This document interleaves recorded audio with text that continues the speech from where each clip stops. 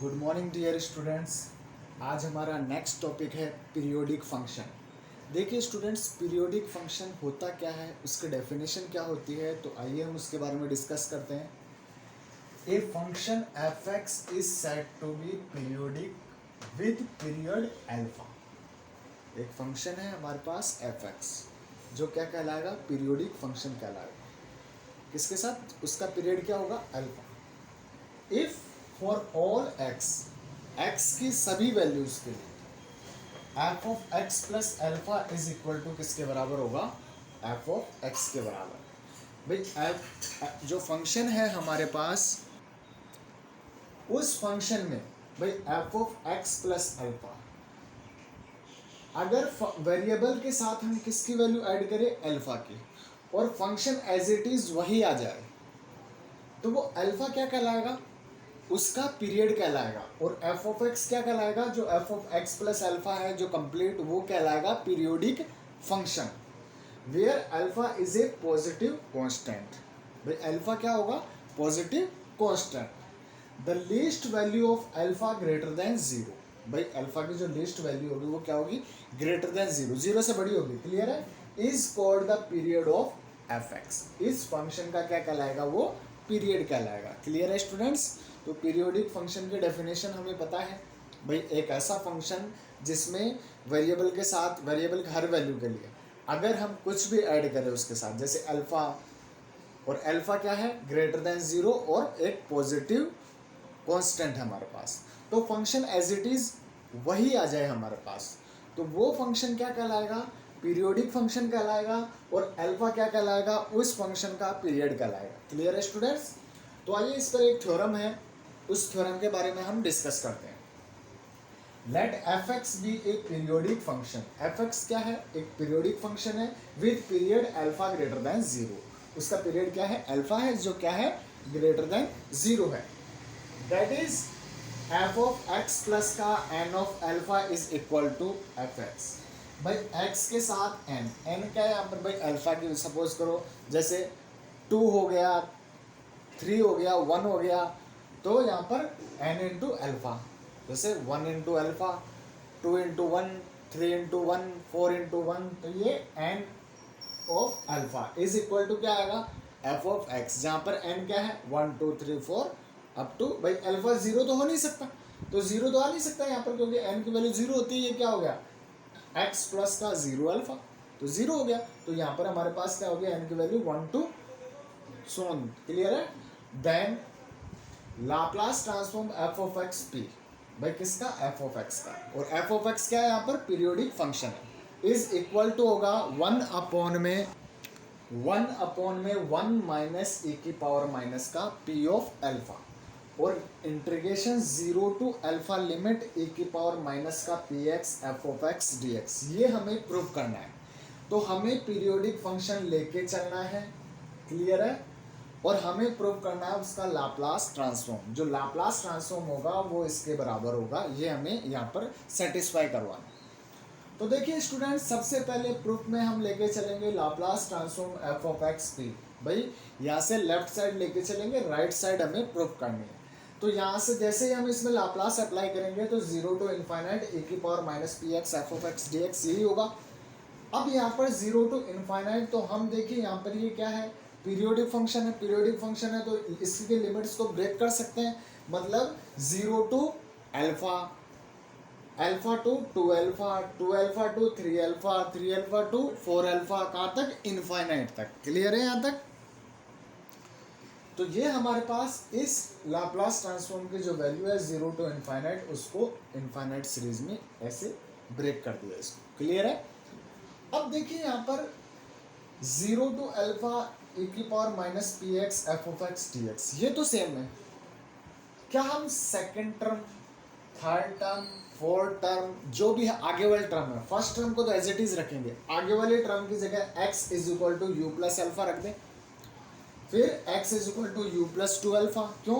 क्योंकि यहाँ पर देखिए u फर्स्ट टर्म में, सेकेंड टर्म में तो क्या रखेंगे? u plus alpha, third term में u प्लस 2 अल्फा। क्यों? क्योंकि यहाँ पर 2 अपर देख लो यहाँ पर।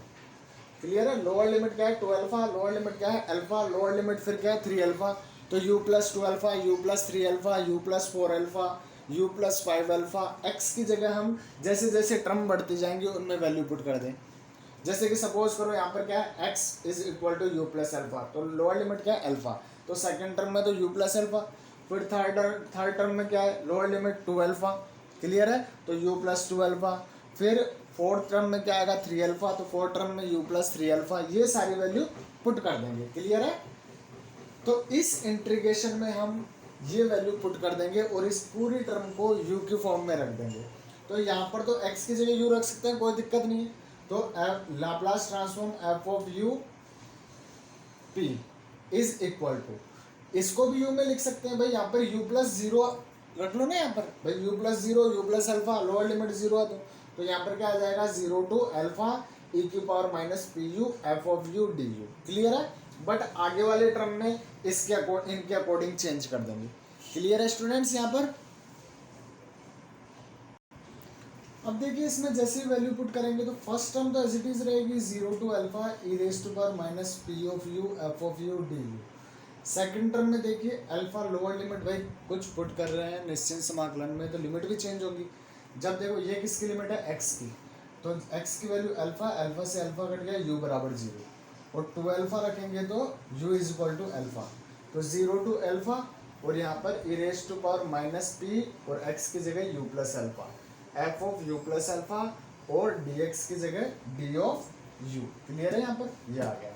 सिमिलरली लोअर लिमिट यहाँ पर 2 अल्फा रखेंगे, सेकंड इसमें 2 अल्फा, तो 2 अल्फा से 2 अल्फा u बराबर 0 टू 3 अल्फा रखेंगे तो अल्फा, तो 0 to alpha E raise to power minus P U plus 2 alpha F of U plus 2 alpha D U, ऐसे आगे तक वैल्यू रखते जाएंगे।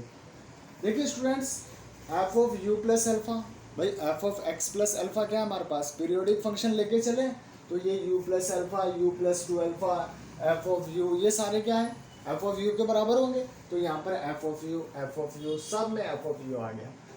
ई रेज टू पावर माइनस का P U minus P U minus P U, यहाँ पर देखिए e raise to power minus का पी अल्फा माइनस का 2p अल्फा, इनको बाहर ले लें तो माइनस पी अल्फा कॉन्स्टेंट वाली वैल्यू को माइनस 2p अल्फा, बाकी ऐसे देखिए सब में 0 to alpha E raise to power minus का P U F of U D U common आ रहा है, तो सब में से कॉमन ले लिया, और यहाँ पर 1 प्लस ई की power minus P alpha plus e की पावर माइनस पी अल्फा का स्क्वायर ई की पावर माइनस पी अल्फा का क्यूब, आगे तक बढ़ता जाएगा। तो ये गुणोत्तर श्रेणी होगी यहाँ पर, और गुणोत्तर श्रेणी का भाई योग क्या होगा 1/1 माइनस आर, कब जब आर मोड आर की वैल्यू क्या होगी 1 से छोटी है, तो एक्सपोनेंशियल फंक्शन है तो 1 से छोटी होगी यहाँ पर, भाई ई की पावर है ना हमारे पास यहाँ पर, तो ये इसको सेटिस्फाई कर रहा है, तो 1 minus R 1/1 minus R, R की वैल्यू क्या है e raise to power minus का पी अल्फा, तो 1/1 minus e raise to power minus का P alpha, as it is आ गया इसकी वैल्यू, तो इसका तो सॉल्यूशन ये हो गया, और बाकी टर्म एज इट इज, यही तो हमें प्रूफ करना था, तो ये हमारी थ्योरम कंप्लीट होती है।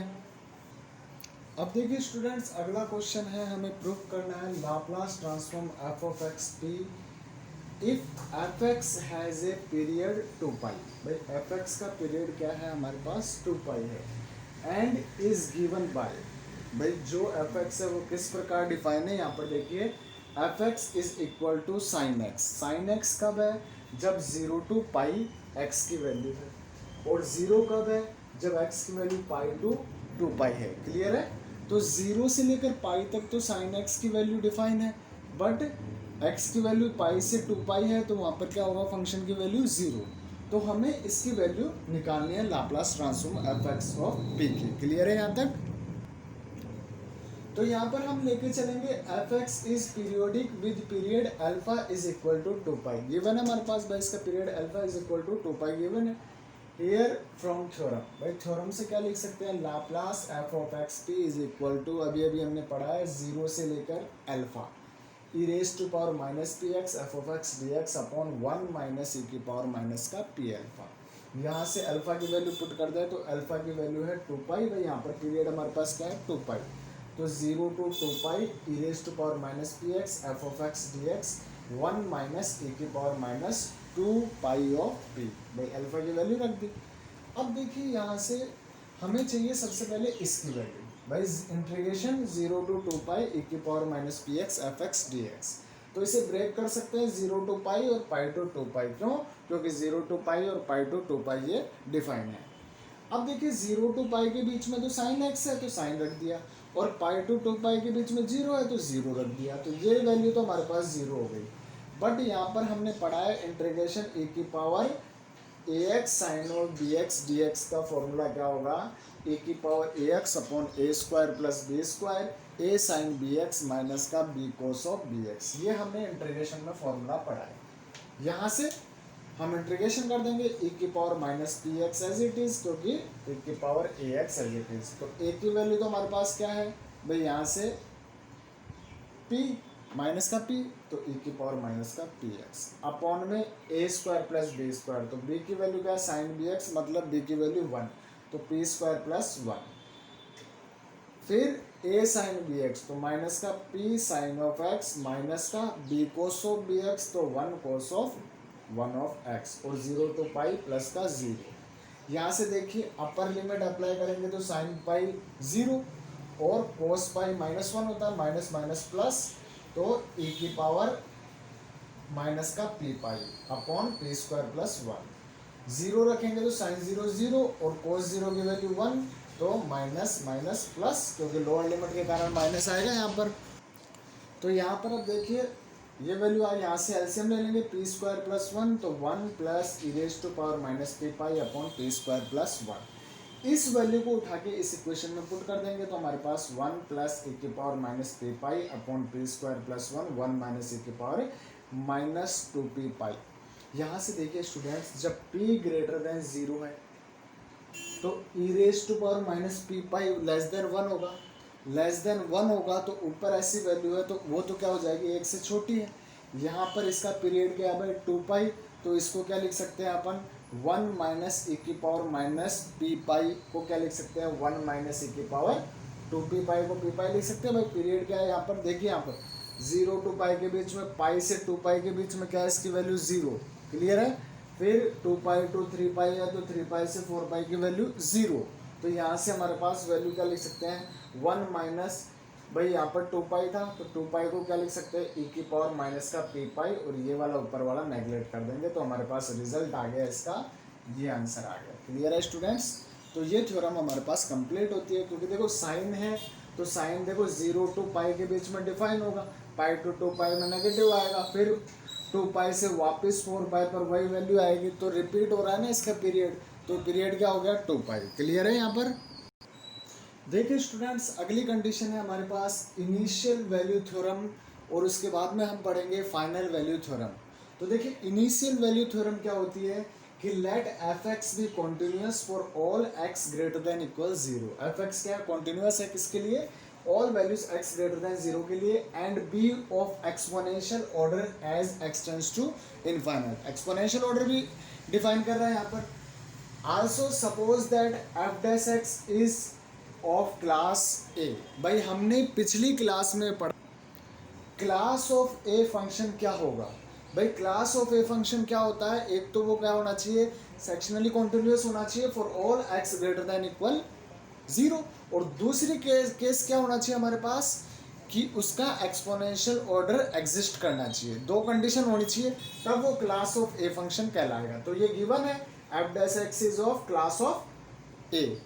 देन हमें प्रूव करना है limit X tends to 0 F of X is equal to limit P tends to infinite P L of F of X P. देखिए इनिशियल वैल्यू थ्योरम में क्या है, x टेंस टू 0 और p tends to infinite, but final value theorem में क्या होगा, बस ये x टेंस टू इनफाइनाइट और p टेंस टू 0, बस इतना सा डिफरेंस है इसके अंदर। इनिशियल वैल्यू थ्योरम में इनिशियल से स्टार्ट होगी तो 0 टू इनफाइनाइट, और फाइनल वैल्यू थ्योरम में इनफाइनाइट टू 0। ये याद रखने का तरीका है। क्लियर है स्टूडेंट्स। तो देखिए हम इसको प्रूव करते हैं। तो by theorem we have Laplace transform apply कर दे, Laplace transform F dash X P is equal to P L of F of X P minus का एफ ऑफ 0। यहाँ से हम इसमें डेफिनेशन अप्लाई करेंगे तो 0 to infinite E raise to power minus P x f dash of x D x is equal to हमारे पास तो यहाँ पर हमारे पास but if f dash x is sectionally continuous and of exponential order. भाई इस क्लास ऑफ ए फंक्शन है एफ डैश एक्स, तो सेक्शनली कॉन्टिन्यूस होगा और उसका एक्सपोनेंशियल ऑर्डर होगा। क्लियर है? तब उस केस में हमारे पास क्या होगा, limit p tends to infinite 0 to infinite e की power minus P S F dash X D X किसके बराबर होगा, 0 को थ्योरम से लिख सकते हैं भाई, यहाँ से हमने पिछली क्लास में थ्योरम पढ़ी है। तब अगर ये 0 होगा तो उस केस में क्या हम इसमें both side limit p tends to infinite ले लें। जैसे ही हम इसमें p टेंड्स टू इनफाइनाइट लेंगे तो यहाँ पर ये तो 0 हो जाएगा, यहाँ पर limit p tends to infinite P L of F of X P, और माइनस इधर limit p tends to infinite लेंगे तो इस पर कोई इफेक्ट नहीं पड़ेगा, तो f ऑफ 0 ही रहेगा। क्लियर है?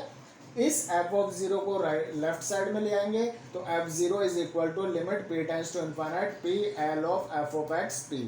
ये इक्वेशन होगी हमारे पास सेकंड। अब देखिए स्टूडेंट्स, क्या हम इस f0 को भाई fx क्या है, कॉन्टिन्यूस है, कहाँ पर x इज इक्वल टू 0 पर। अगर fx कॉन्टिन्यूस है तो क्या हम इस f0 को लिख सकते हैं limit x tends to 0 f of x। Clear है? तो limit f of 0 is equal to limit x tends to 0 f of x। यहाँ पर हम इक्वेशन फर्स्ट और सेकंड से लिख सकते हैं limit x tends to 0 fx लिख देंगे यहाँ पर इसकी वैल्यू, और right hand side as it is. तो यही तो हमें प्रूफ करना था। अब बात करते हैं हम फाइनल वैल्यू थ्योरम। देखिए स्टूडेंट, स्टेटमेंट बिल्कुल वही है, कंडीशन क्या है हमारे पास, x tends to infinite and p tends to 0, ये प्रूफ करना है। तो let fx be continuous for all x greater than 0 and be exponential order as x tends to infinite. Also suppose that f dash x is of class of a, then limit x tends to infinite fx is equal to limit p tends to 0 p l of f of x p। ये हमें proof करना है। Same बिल्कुल as it is Laplace transform F dash X P लेके चलेंगे, यहाँ से लिख सकते हैं P Laplace of F of X P minus F of 0। यहाँ से इसका एक्सपेंशन कर देंगे तो 0 to infinite E raise to power minus P S F dash X D x is equal to P Laplace transform F X P minus F 0। अब देखिए सबसे पहले the limit of the left hand side of 1s। क्यों? क्योंकि left side में देखो हमारे पास यहाँ पर 0 टू इनफाइनाइट क्या लिमिट p टेंड्स टू 0 ले लें। यहाँ पर अगर हम यहाँ पर p टेंड्स टू 0 ले लें, उस केस में हमारे पास यहाँ पर e raise to power minus 0 1 होता है हमारे पास, तो 0 to infinite F dash X D X यही आएगा हमारे पास यहाँ पर, और इज इक्वल टू यहाँ से देखिए लिमिट क्या हम इसको t वेरिएबल में लिख सकते हैं, t टेंड्स टू इनफाइनाइट, और 0 टू t लिख सकते हैं, और f dash of x dx। यहाँ से इसका इंटीग्रेशन करेंगे तो f डैश x का fx होगा, और upper limit f of t minus का f ऑफ 0। क्लियर है स्टूडेंट्स? तो limit t tends to infinite f of t minus का f ऑफ 0। ये तो हमारे पास हो गया लेफ्ट साइड की कंडीशन। अब बात करते हैं हम राइट साइड की कंडीशन। राइट साइड में p टेंड्स टू इनफाइनाइट ले लेंगे, तो p टेंड्स टू इनफाइनाइट यहाँ पर ले लेंगे, और यहाँ पर p टेंड्स टू इनफाइनाइट का कोई इफेक्ट नहीं पड़ेगा, तो यहाँ पर p tends to infinite. Clear है? दोनों इक्वेशंस को बराबर यहाँ पर वैल्यू पुट कर दो, इसकी वैल्यू पुट कर दो और इसकी वैल्यू पुट कर दो। तो जैसे यहाँ पर वैल्यू रखेंगे तो यहाँ पर तो हमारे पास लिमिट x वेरिएबल में रख दे, तो x tends to infinite f of x minus F 0, तो x tends to infinite f of x minus F 0, और यहाँ पर बराबर p टेंड्स टू 0 लिया है यहाँ पर, तो p tends to 0 p l of f of x minus का 0, सॉरी माइनस का f ऑफ 0, f0 से f0 कैंसिल हो गया, और यहाँ से बचा limit x tends to infinite fx is equal to limit p tends to 0 p l of f of x p। यही तो हमें प्रूव करना था। तो ये कंडीशन हमारे पास फाइनल वैल्यू थ्योरम की कंडीशन प्रूव हो गई। अब देखिए स्टूडेंट, नेक्स्ट क्वेश्चन है हमारे पास, verify the initial value theorem and final value theorem for the function. Function है fx is equal to 3 e raise to power minus का 2x।